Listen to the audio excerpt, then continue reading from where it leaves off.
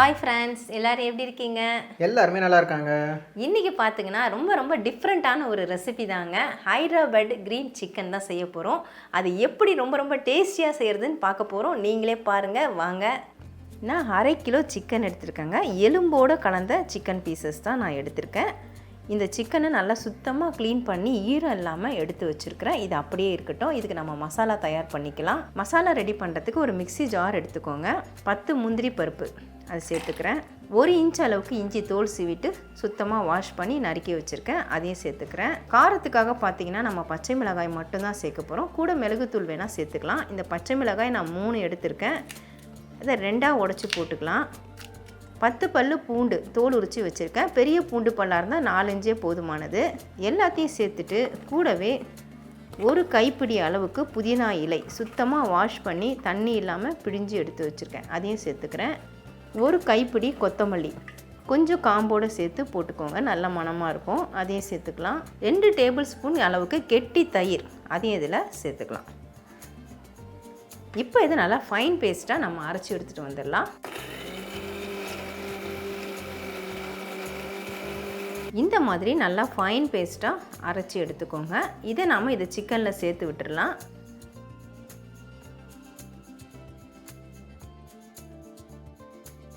இது சேர்க்கறதுனால தான் க்ரீன் கலரில் இருக்கா சிக்கன்.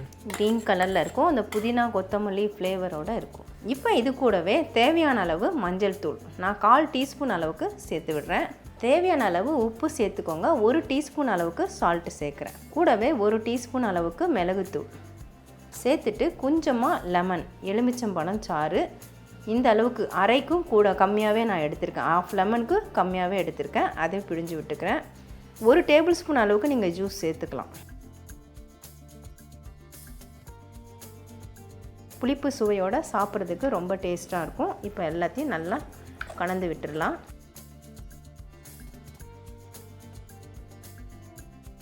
இதுக்கு தண்ணி எதுவுமே சேர்க்க வேண்டாம். நம்ம தயிர் சேர்த்துருந்தோம் இல்லைங்களா, அந்த ஈரப்பதத்திலே நல்லாவே பேஸ்ட் ஆகிடும். இந்த மாதிரி நல்லா மிக்ஸ் பண்ணி விட்டுட்டு உங்களுக்கு நேரம் அதிகமாக இருந்துச்சுன்னா நீங்கள் 30 நிமிஷம் வரைக்கும் இதை ஊற விடலாம்.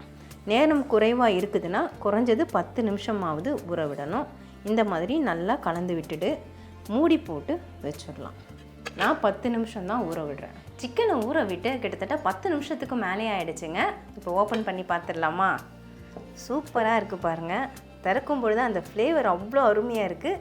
இப்போ இதை நாம் ஃப்ரை பண்ண போகிறோம். ஊற வச்ச சிக்கனை ஃப்ரை பண்ணுறதுக்காக நான் பேன் வச்சுருக்கேங்க. ஹை ஃப்ளேம்லேயே வச்சுக்கோங்க.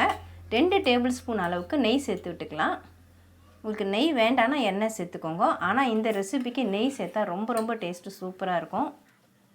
நெய் உருகுனதும் நம்ம வெங்காயம் சேர்த்துக்கலாம். 2 மீடியம் சைஸ் வெங்காயத்தை பொடிசாக நான் நறுக்கி வச்சுருக்கேன். அதில் சேர்த்துக்கிறேன். வெங்காயம் ஓரளவுக்கு வதங்கணும். வெங்காயம் இப்போ நல்லாவே வதங்கிடுச்சுங்க. நம்ம ஊற விட்ட அந்த சிக்கன் அதை எடுத்து இதில் சேர்த்துக்கலாம். அப்படியே சேர்த்து விட்டுக்கோங்க.